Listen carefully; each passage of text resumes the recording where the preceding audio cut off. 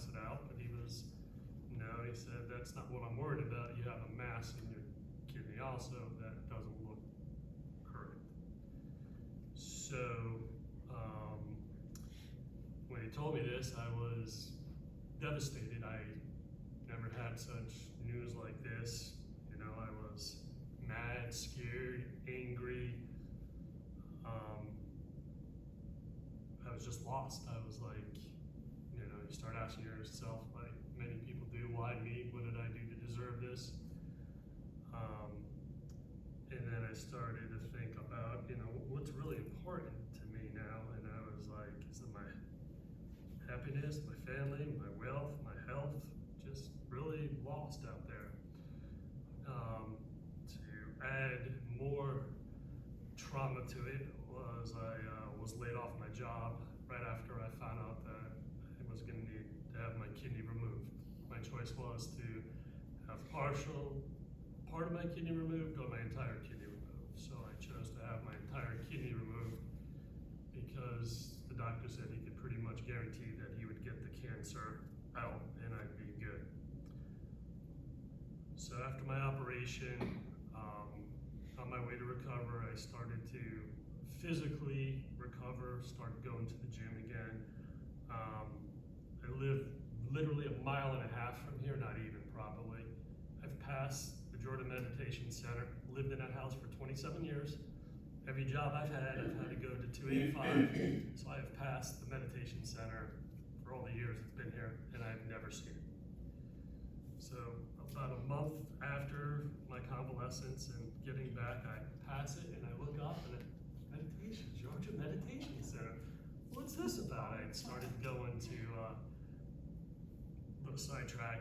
Once you have cancer, one of the benefits of having cancer is you can go most of all the big hospitals, Piedmont, Emory, all the hospitals have a gift for people that are recovering from cancer. Any type of cancer, they have all types of programs for free.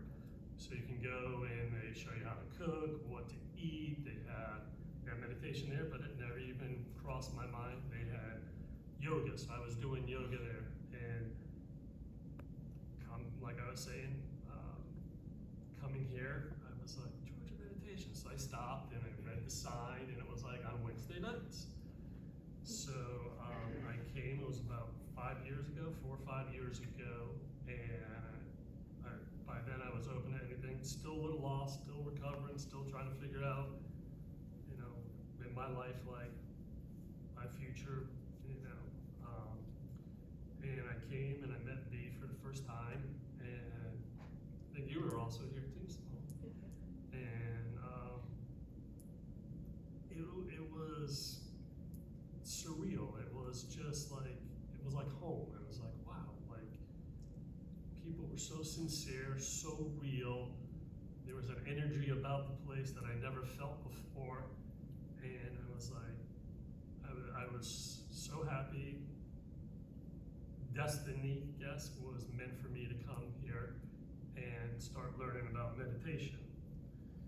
And I started coming Wednesday nights, and like everything, once I dedicate myself to something, I see through, so I kept coming every Wednesday night.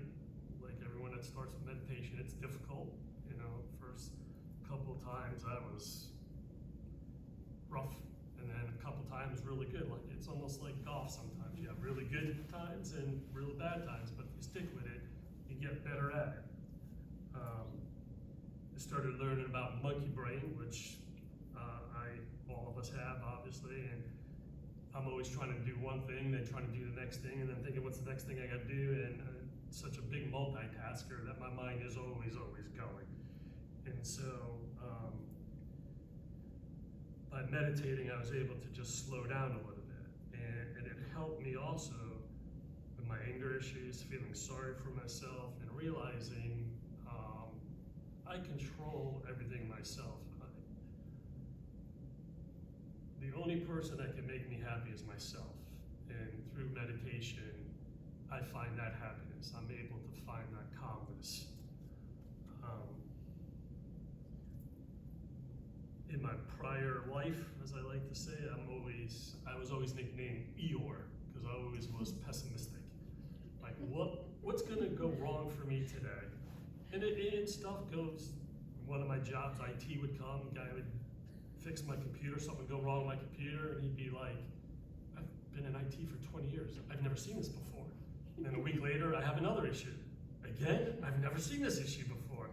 So, I was always considered or nicknamed Eeyore, always looking at the negative things.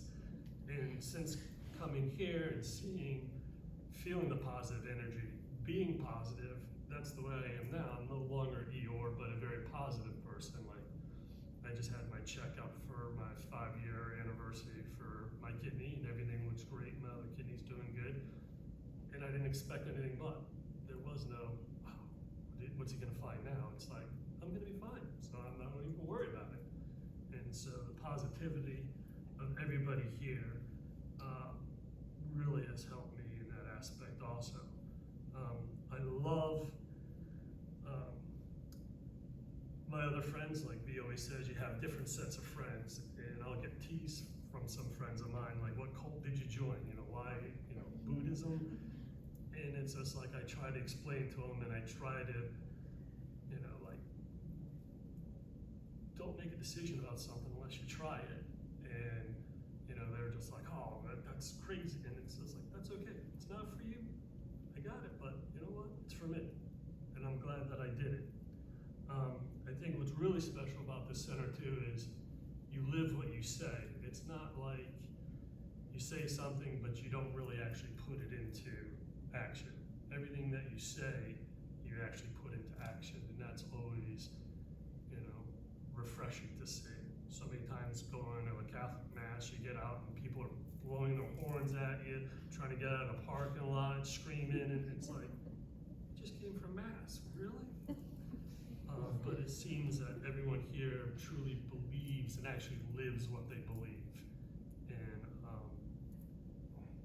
who doesn't want to be a better person?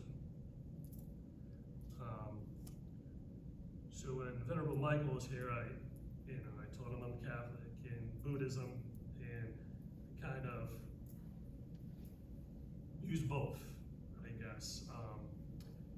And I incorporate both, and they both have similar teachings, and I'm not going to get into the theology because I'm not that deep. But, they both have a map on how to live a righteous life and how to treat fellow brothers and sisters. You have the precepts and the 10 Commandments that are very similar. Both share the view of love and peace to others and ourselves. They both want you to help other people and to contribute. Both have eternal life. And so what I do is I kind of use both. I take teachings from both to help me to become a better person. And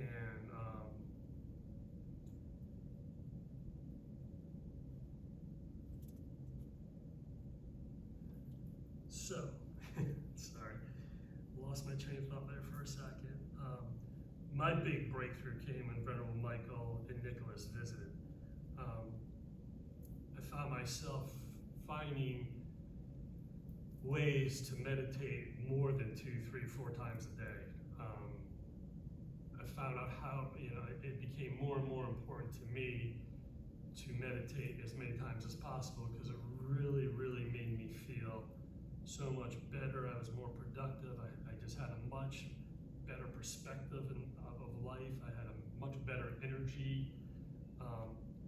So like when instead of go to the doctors, instead of sitting on my phone, I close my eyes and I meditate. When I take a break at work, instead of, I used to go for a walk. So I'll walk half the time and the other half I'll meditate. Bathroom breaks, I'd sit there and read ESPN. Instead, I meditate when I'm in the bathroom now. So, and I find that peace and happiness. I just find that I am such a happier person when I meditate. I consider the meditation like my family, my core, my home base. Because no matter how sometimes I get off track, but every Wednesday I get to come back and I reset and I get back into that flow. I look forward to it. I was upset last week when I had to miss it. I was telling your brother Matt that I had to play hockey last Wednesday night. I still play ice hockey. They didn't have enough guys, so if I didn't go, we would forfeit. But I was actually upset because I looked so forward to coming here. It's not a chore. It's like, you know, it's like going to a concert. It's like doing something that you're really excited to do. And I like the fact that we always concentrate on good deeds that we do.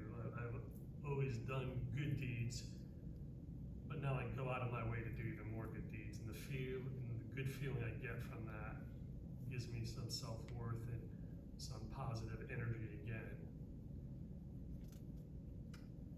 And I'm just trying to be a better person, and I think meditation helps me to be a better person. So that was my story in probably 5 minutes. When I did it at home, it was like 12 minutes. I think I went a little faster. Actually, it was 15. Oh, was it? Yes. You did an awesome job. That's about average. Okay. Yeah. So, fielding questions. Anyone want to ask any questions with regards to our guest of honor? I have a question. Yes. If we make an appointment to meet at a restaurant, you're gonna get upset if people don't show up on Not time. anymore. So when we first started, a group of us would meet and go out to dinner. And most of the people are from different parts of the world. So I'm from the United States. So and this is one thing I'm working on. I still have issues sometimes, I'm working on it. But if someone tells me to be someplace at 6 o'clock, I get there at 6 o'clock. Usually a couple minutes early because I don't want to be late, because in my mind, you know, time is important. People have things to do. So we were supposed to go to dinner one night, say 7 o'clock, and it's 9 o'clock and no one's there. And I'm like, That's not true. Not true. was it an hour? Was it an hour difference? It's okay. Meditation would help in that. So, but I was waiting, and I'm like, It's a little too long. I'm like calling him, I'm like, where is everybody? Well, we said 7. We really meant it. Then say 8 o'clock, like you say 7. So Joe, how has meditation, I know you mentioned it, but if you had to say all-encompassing, this question got asked to me, so you're gonna ask me. Thank I'm you gonna very ask much. you, see what you're gonna say. Because I was like, when I was being asked this question, my brain had frozen. Because I went out of town this past week. I went to Sienna Resort, and unfortunately, I just was a little discombobulated, and I had to like think on my feet, and I couldn't because I only had 1 hour of sleep, so that was really hard. But the question was, and I had so much to say, but like it wasn't coming out because it just wasn't.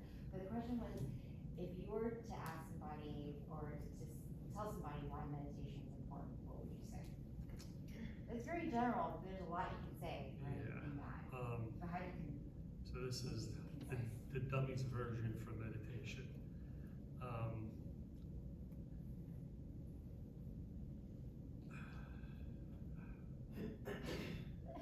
I was like that too. But when you said it, he didn't say it, then I would have been.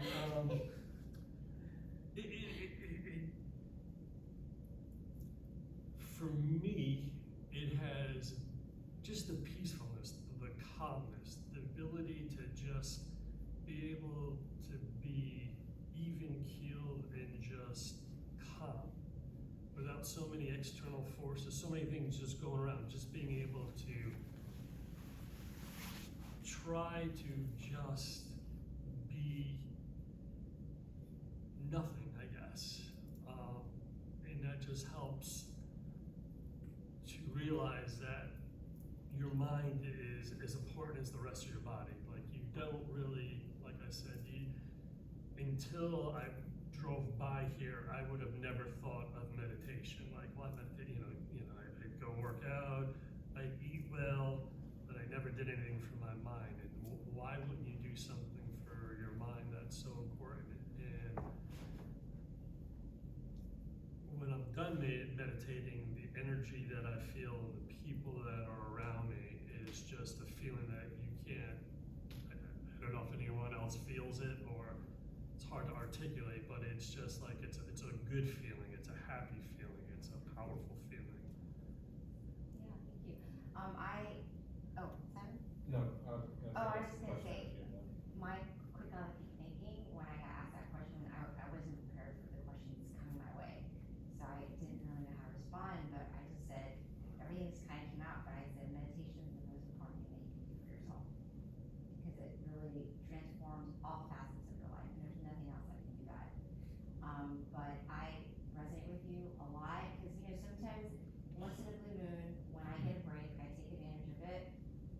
especially if the venerable's guiding and there's something going on, I'll be like, oh, I don't have to go, it'll be fine. And then, I'll find someone to kind of sub for me or whatever. And then whatever I do, I always find myself, like, even if I can't have a good time because I feel like I'm not supposed to be there. Right. Like I'd rather be here meditating. So I can resonate with that. And when you're talking about passing the center that's crazy, passing it 20 plus years and you never saw it. Never saw it. It just made me realize that you saw it when you were supposed to see it. Right. Yeah. So yeah. Oh, no, go ahead. My question is just, why do you think people think meditation is strange or weird? Why do My friends will say to me, it's not strange to me, but my friends, for whatever reason,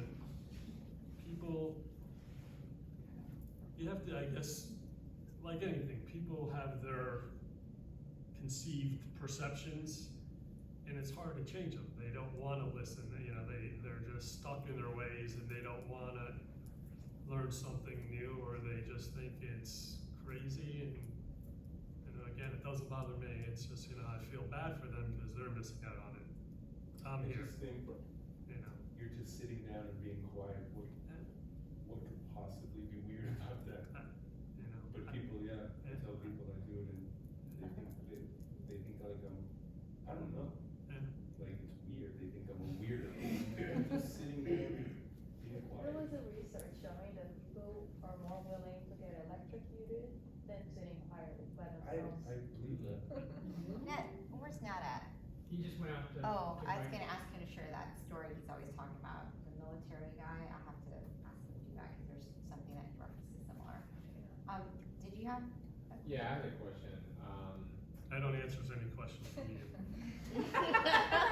Your intellect levels. This is after meditation? Intellect levels here, I'm down here. This is the new and improved version. No, you're a very easy person to love. I've known you for a while now, since you came in. So I got a couple questions actually, and one of them is, because I've kind of gone through the same type of it. You and I kind of came here around the same time, but it was weird. It was kind of a gradual, like for me it was a gradual. So what was sort of was it kind of like a hockey stick? Was it like flat for a long time, just kind of did the motions, and then all of a sudden, something kind of hit you? No, I think each time that I came, I kept going higher and higher. And I attributed it to be you, Simone. I mean, we used to have like really good conversations afterwards too. I think each time I came, I kept, for me personally, I kept slowly, very gradually. It wasn't like step, I mean, very slowly. So it took a while, but it was always, I've never come and said, I didn't, I wish I didn't come. Or I came and why did I come? I never had that. I'm always happy that I come. Does your family see an improvement? Did they see a change, like your spouse, your kids? You notice those kind of changes, differences? They have. And that was something I was going to say before that I was never, and I forgot to say that, my ugliness would always come out on the ones I loved, but never on the people that I helped earning. Like, I was always nice to everybody except the closest people to me. And I've improved greatly on that. So now you're ugly to everybody? Yeah.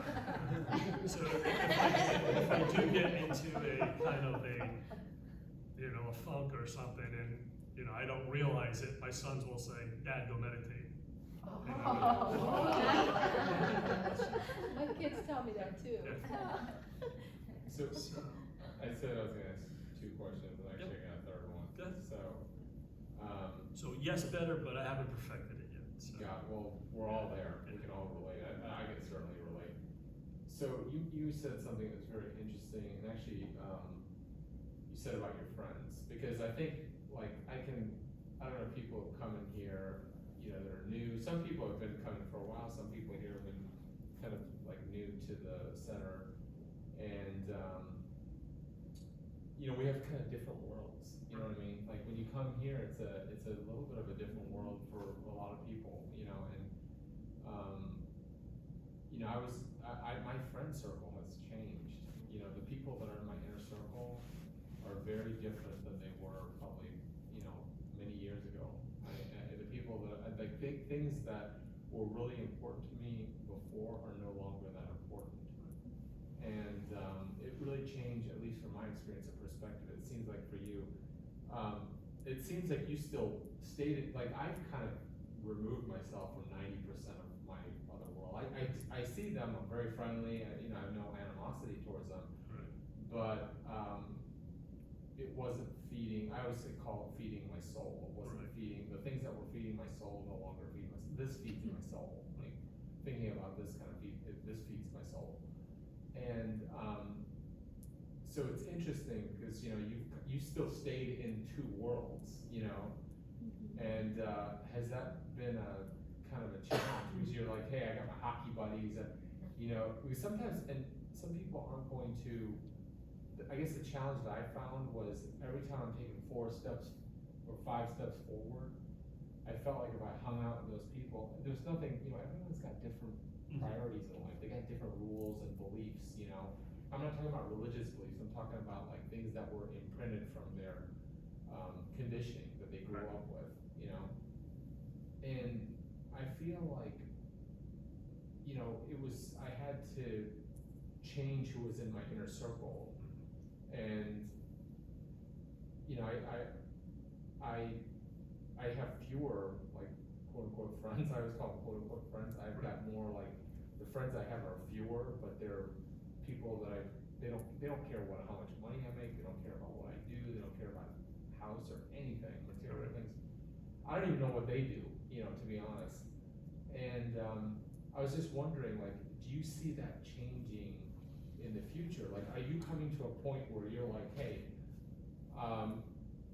these people are, you know, like for me, I went 5 steps forward and 2 steps back. And it was fine, I was still progressing, but I realized as I started moving away, I was going forward a lot faster, and I was just wondering if you know, Have I see experienced that? I understand what you're saying. I've lost some friends that were just, you know, after coming here, I'm just like, you know, but a lot of my friends that I had before are still my friends. So I haven't gotten to where you are. If that was, you know, that's something I probably have to work on. I would start coming Sundays more often instead of coming just on when there's a special occasion and stuff, because I don't think none of the people that I associate, unfortunately, share the same values of meditation that everyone here does. Joe, what I'm hearing from you is like you coexist in both worlds in a balanced way, like with 2 religions, and those 2 coexist, and your hockey buddies and meditation buddies coexist Right. in a very balanced way too. Thank you for articulating it better than I So, could. I want to share something really important. One of my favorite teachers is Venerable Nicholas, not Venerable Nick. He's awesome too, but they get them confused because they're both Nicks. But Venerable Nicholas, who's with us 2 years, did you ever get to minister with Venerable Nicholas when he was here with us for 2 years? I think you guys came after. It was after, Yeah, because it was I after. remember, I was it was after we Yeah. came, Yeah. I know, I remember that. I was here. Okay, one of the things that he asked his class, there was like 50 people, he asked everyone, I think the first question was, how many people in here are Buddhists? Maybe like 5 or 10 people raise their hand, there's 50 people or something like that. And then, or maybe that was the last question, I don't remember. But then he preferenced, you know, how many people observe 5 precepts? Then you had more people raising their hands. How many people meditate? Everyone raised their hands. And in the end, what the point of that story was, even though you guys aren't calling yourselves Buddhists, it doesn't matter what you want to call yourself. You're upholding the precepts, you're meditating, you're as Buddhist as Buddhism can get. So however you want to define yourself, being Christian, Catholic, Muslim, nobody cares.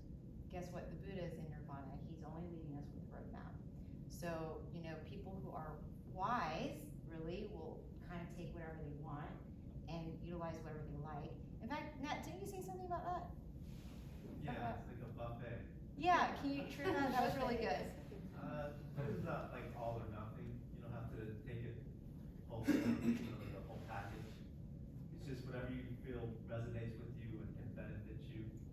And, you know, if there's parts of it that you disagree with or you can't accept, that's fine. I mean, you're not gonna be excluded from the community for not believing or accepting it. As long as you can find something that benefits you, then you're welcome. Yeah. And as long as it can serve a purpose towards guiding you to become a better person, then take it. Anything else, just leave it. It's like a buffet. Right, I love that. I need to remember that instead of asking you to share it. It's just, that just makes a lot of sense. And you walked away, but do you remember that, you always share that story about the, like, meditating and the army person in terms of how difficult meditation was? Oh, SUSA has a meditation program, and theirs was arranged a little bit different. Like ours, like a open-ended, like it hasn't stopped yet. They had like a couple week programs, 7 weeks or something like that. And during one of those programs, they had a Navy SEAL that showed up, I think after his first or second session, where he's only meditating like 15 minutes. The monk would go around and ask everyone how their meditation was. And he got the Navy SEAL guy, and he's like, man, that was so tough. He's like, I'd rather go run for 3 hours straight than meditate for 15 minutes. So hard to get my mind calm and still and just do nothing and be here. It's just, you know, just crawling out of my skin. I just really wanted to, it was just tough for him. So it was interesting that sitting there and doing nothing was so hard for him. He'd rather go run for 3 hours or something. And do these hardcore trainings that you have to do as a Navy SEAL, but yet sitting was the hardest thing that he could have done.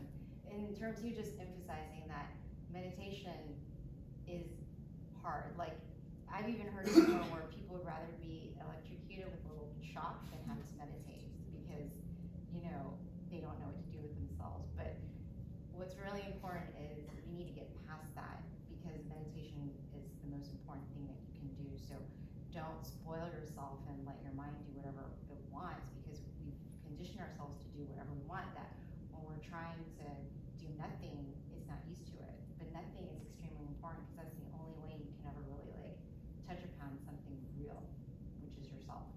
So it's really important to meditate. And I forgot to say, the more you practice, the easier it becomes. I have just a quick question, if you don't mind. What becomes easier exactly? You're able to get to that stillness quicker and without as much difficult. You know, like anything, great hockey player, great basketball player is going to have an off night. So there'll be times where you won't get to where you want to be, where you won't progress. But the more you do it, the easier it becomes. Yeah, and the easier you understand what you're trying to do with your mind. When you come originally, it might be hard to even try to figure out what you're doing. You might be listening to the guiding, but you don't really get it yet. You sometimes have to do it a couple times, many times before it finally resonates. And like coming here, the great thing about coming here, and I can attest to this too, because you know I've been there before as well. We all have to start somewhere. Is it really is like a little drip of water that fills the jar, and before you know it, everything just like makes sense, or like a little puzzle that fits together. But with time, slowly, just by coming, you just absorb and you understand. Especially if you come on Sundays too. Like Sundays is a very unique dynamic, and there's so many little intricate things going on. But if you come consistently, no one has to tell you anything, and it starts to make sense because you're coming and you get it and you feel the energy. The same thing about meditation too. Like things that you learn and just like what you're hearing might not resonate with you just yet, but if you're meditating more and more, these things that didn't make sense to you, all of a sudden it's like a light that just like flashes and you're like, oh wow, that's what this person was trying to say all along, but you weren't there yet. So it takes a bit to cultivate that wisdom. That only takes time. In time, you know, it's been about 3 years before I could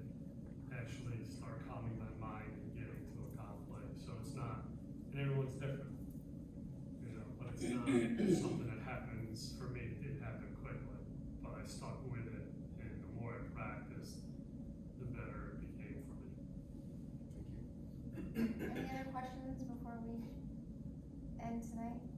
Just wanna say, I can see the difference, I mean, I'm sure you can, Simon, you can, like how much calmer you are, how much, I mean, it's not the Joe we. 6 o'clock, okay? Oh, Right, that's sorry. I He's was exaggerating. Joe, I am so proud of you because I definitely know that, you know, to see where you were then and now and how consistent you've been, like you definitely surprised me. So, you know, only time is that, but you definitely stuck with us. You've met some of the best teachers we have and will continue to meet, and that's how you continue to learn, is especially when we've got good, great teachers coming and you take advantage of that as well. So, yeah. All right, thank you, everyone. So next Wednesday, Venerable Chuck will be guiding and teaching a class. I love when he does that, so please come and join for that.